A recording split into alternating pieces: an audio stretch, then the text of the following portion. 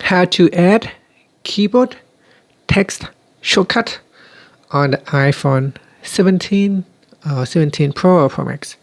So first, let's return back to the home screen. On the home screen, go into settings.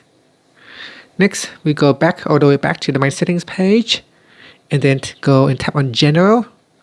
After that, we scroll down and tap on Keyboard.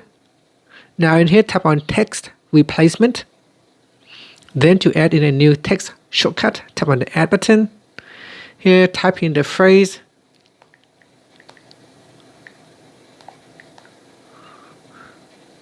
And then in here, we type in the shortcut.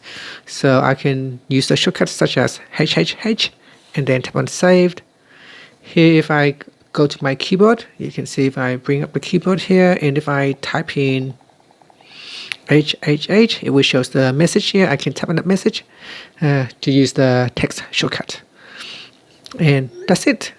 Thank you for watching this video. If you find it helpful, please like and subscribe to my channel for more videos.